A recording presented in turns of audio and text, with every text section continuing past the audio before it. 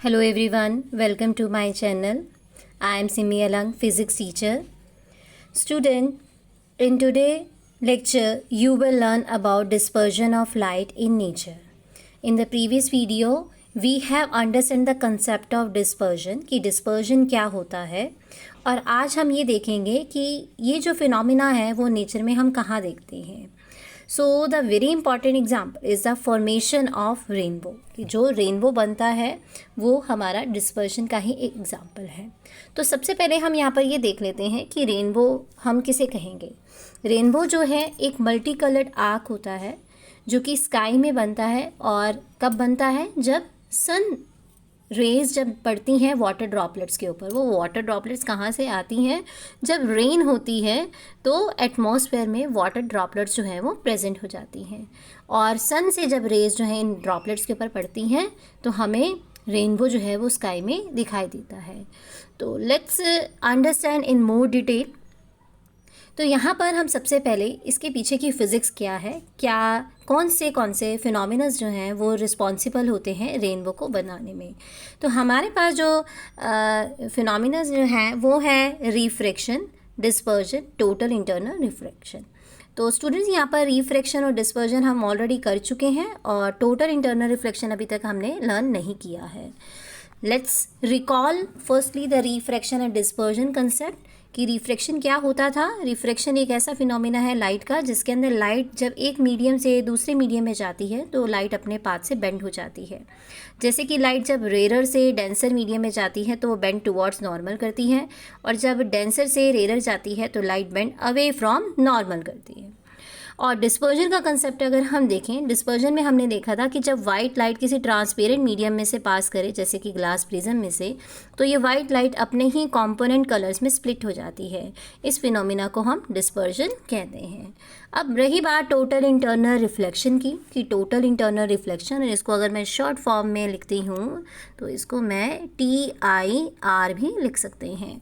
तो total internal reflection students क्या होता है तो इसको थोड़ा सा ब्रीफ में डिस्कस करते हैं क्योंकि ये टॉपिक आपका +2 का है पर 10th में थोड़ा सा हम इसके बारे में डिस्कस कर लेते हैं.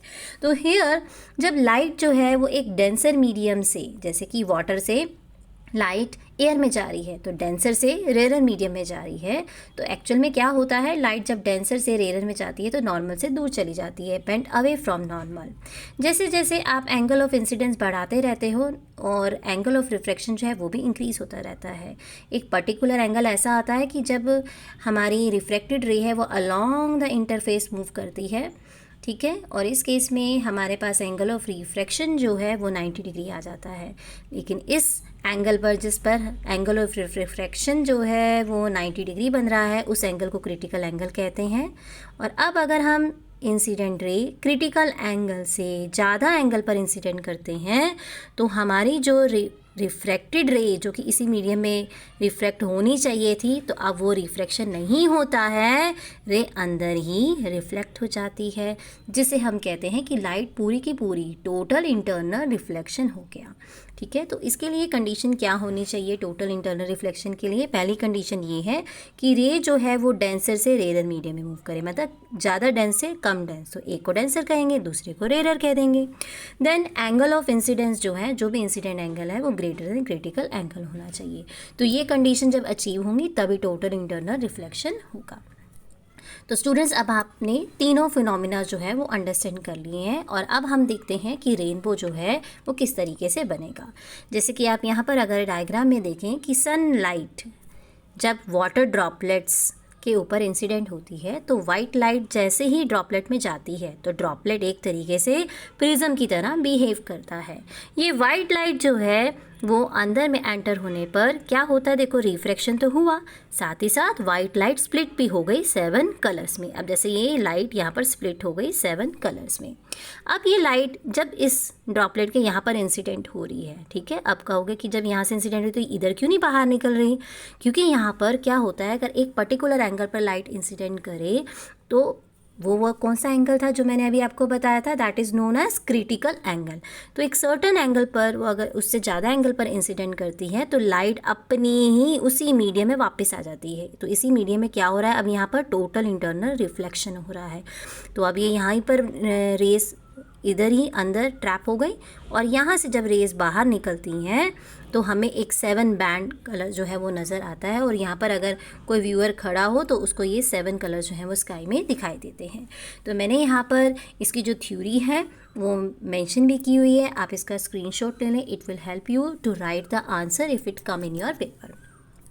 तो हमारे पास कंडीशंस क्या होती हैं कि कब ऑब्जर्वर को रेनबो नज़र आएगा। उसकी कंडीशन ये होनी चाहिए कि हमारे जो एटमॉस्फेयर में वाटर ड्रॉपलेट्स जो हैं वो प्रेजेंट हो, और वो कब होंगी, जब बहुत ज़्यादा हैवी रेन होती है और ड्रॉपलेट्स जो हैं वो एटमॉस्फेयर में प्रेजेंट होती हैं, और सन जब शाइन करे, एकदम से धूप निकल जाती है, और स्काई भी बिल्कुल कैसा होना चाहिए, साफ़ होना चाहिए, मतलब क्लाउड्स जो हैं वो ये नहीं होने चाहिए, क्योंकि सन के आगे क्लाउड्स होंगे तो रेज जो हैं प्रॉपरली नहीं जाएंगी। तो sun must be behind you, and second condition ये है कि यहाँ पर सन जो है वो आपके बैक पे, वो पीछे होना चाहिए, and the clouds clear away from the sun for the rainbow to appear. तो क्लियर स्काई होगा तो आपको यहाँ पर ये सन दिखाई देगा। तो मेन कंडीशन ये है कि सन जो है वो आपके पीछे होना चाहिए। तो स्टूडेंट, इस वीडियो में आपने ये समझा कि रेनबो जो है वो किस तरीके से बनता है।